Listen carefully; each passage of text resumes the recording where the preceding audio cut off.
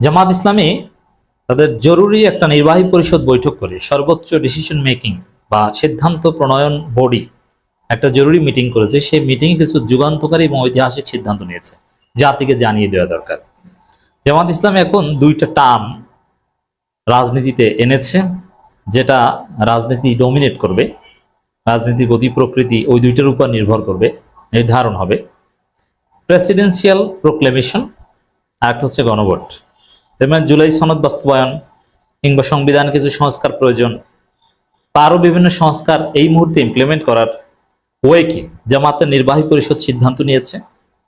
Presidential proclamation, যেটাকে অর্ডিন্যান্সও বলা যায়, অতীতে এইভাবে অনেকবার সংবিধান সংশোধন হয়েছে, বিভিন্ন আইন প্রণয়ন করা হয়েছে, এটা করতে হবে। আর এটা যদি আপনারা রাজি না হন, পৃথিবীর সব সমস্যার সমাধান গণতান্ত্রিক পৃথিবীর গণভোট। গণভোটের উপর পৃথিবীতে কোনো গণতন্ত্র নেই। পার্লামেন্ট, এই যে first post the past system, মানে এফপিটিপি অথবা এই পিআর, যে পদ্ধতি বা যতই সিস্টেম হোক, সবার উপরের পদ্ধতি হচ্ছে গণভোট। গণভোট একসময় এথেন্স স্পার্টায়, যেটা ডিরেক্ট ডেমোক্রেসিতে প্র্যাকটিস হতো, এটা এর চাইতে পিওরেস্ট কোনো পদ্ধতি নেই। তো জামাত হয় প্রেসিডেন্সিয়াল প্রোক্লেমেশন নইলে গণভোট, এই দুইটা বিষয় সামনে আছে। তো এই দুই বিষয় এড়িয়ে বাংলাদেশে আগামী দিনে কোনো সমাধান হবে না। এই দুইটা একটা গ্রহণ করতে হবে। পিআর সিস্টেম বিষয়, জুলাই সনদ বিষয়, জুলাই সনদের যেসব বিষয়ে ঐক্যমত হয়েছে, এই বিষয়ে আপনি মূল ঝুলিয়ে দিবেন পরবর্তী পার্লামেন্টে, এটা হবেই না। হয় প্রেসিডেন্সিয়াল প্রোক্লেমেশনের মাধ্যমে, অর্ডিন্যান্সের মাধ্যমে এটা এক্সিকিউট করতে হবে, নইলে গণভোট দিতে হবে। আপনি যেটা নেন, একটা আপত্তি করলে ওইটা, আর দ্বিতীয়টা আপত্তি করার নৈতিক অধিকার কারণেই। দ্বিতীয়টায় যদি কেউ আপত্তি করে, মানে গণভোটে যদি কেউ আপত্তি করে, সে গণতন্ত্রের শত্রু, সে জনগণকে ভয় পায়, জনগণের রায়কে ভয় পায়। কারণ গণভোট আয়োজন করা ডিফিকাল্ট, যেটা গণভোট ছাড়া এমনিতেই ইখতিলাফ সমাধান করা সম্ভব, সেখানে গণভোট লাগবে কেন? হ্যাঁ, যদি কোনো বিষয় স্বাভাবিকভাবে রাজনৈতিক দলগুলো বা ঐকমত্য কমিশন আলোচনা করে সমাধান করতে না পারে, তখন গণভোট মাস্ট। মারাত্মক ইখতিলাফের ক্ষেত্রে গণভোটকে অস্বীকার করা মানে মারাত্মক ধৃষ্টতা। তা জামাত সেই অভেদ্য ইনস্ট্রুমেন্ট রাজনীতিতে এনে দিয়েছে, বিএনপির কিছু করার নেই, দুইটার একটা মানতে হবে। আর জামাতের এখন আন্দোলনের শক্তি আছে, জামাতের সাথে এনসিপি চরমনায় আছে, অতএব এটা হবে। জামাত ইসলামীর কেন্দ্রীয় নির্বাহী পরিষদের জরুরি বৈঠক অনুষ্ঠিত হয়েছে। নির্বাহী পরিষদের মাসে বা 2 মাসে একটা বৈঠক, এটা স্বাভাবিক, কিন্তু যে কোনো জরুরি সিদ্ধান্ত নেওয়ার ক্ষেত্রে বৈঠক করা, ওটাকে জরুরি বৈঠক বলা হয়। সেই জরুরি বৈঠক অনুষ্ঠিত হয়েছে। আবার জরুরি বৈঠক না হলে, আমিরে জামাত এখন পর্যন্ত মিটিংয়ে অংশগ্রহণ করার মতো সুস্থ নন, তারপরও সেই বৈঠকে জামাত সেই বৈঠক অনুষ্ঠিত করেছে ভারপ্রাপ্ত একজনকে সভাপতি বানিয়ে, নায়েব আমিরের সভাপতিত্বে। এর অর্থ এটা খুবই জরুরি বৈঠক। তা আপনারা ফেব্রুয়ারিতে নির্বাচন, অমুক তমুক হাবিজাবি কত কিছু দেখছেন না, এগুলো রাজনীতি না। রাজনীতির টার্নিং পয়েন্ট এখন জামাতের এই প্রেসিডেন্সিয়াল প্রোক্লেমেশনের দাবি অথবা গণভোটের দাবি, জুলাই সনদ বাস্তবায়ন, লেভেল প্লেইং ফিল্ড তৈরি, এগুলো। অতএব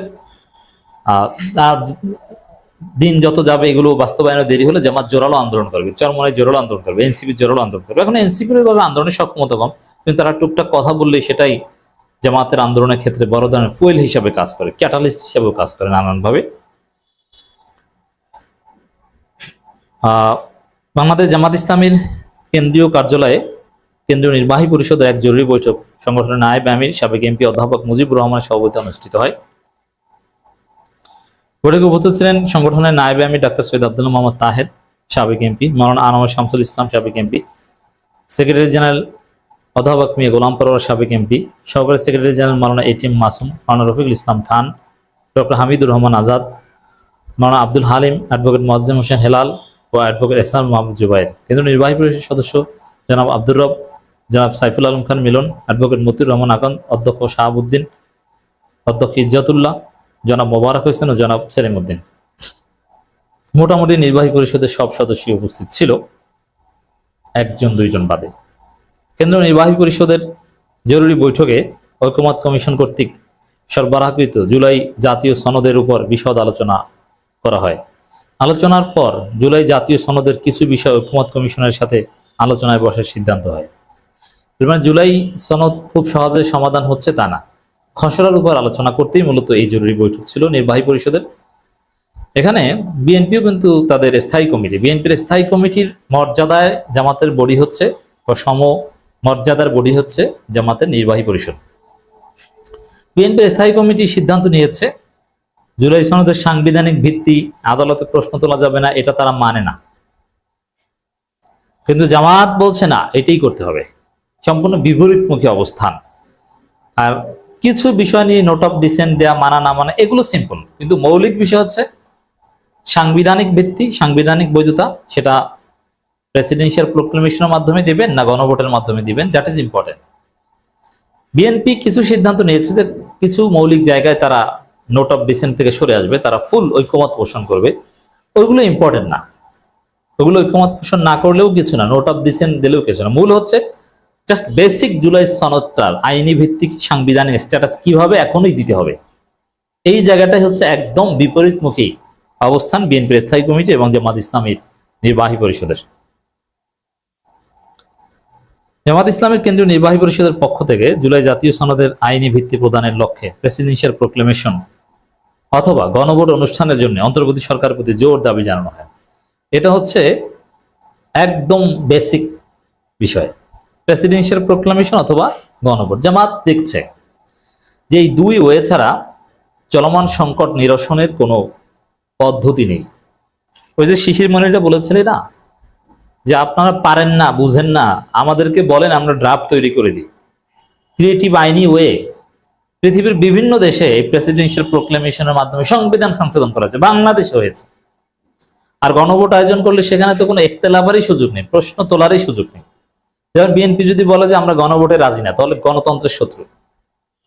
যে বলবে যে এই বিষয়ে যদি গণভোট আয়োজন করতে হয় আমরা গণভোটে রাজি না, ওকে পিটানো দরকার। কারণ এ হলো একদম স্বৈরাচারপন্থী, রাজতন্ত্রপন্থী, এ মুখে বলে গণতন্ত্রের কথা। অতএব ওই অনেক বিচার বিশ্লেষণ গবেষণার পর এটাই হচ্ছে মূল পয়েন্ট, যে প্রেসিডেন্সিয়াল প্রোক্লেমেশন অথবা গণভোট, জোর দাবি।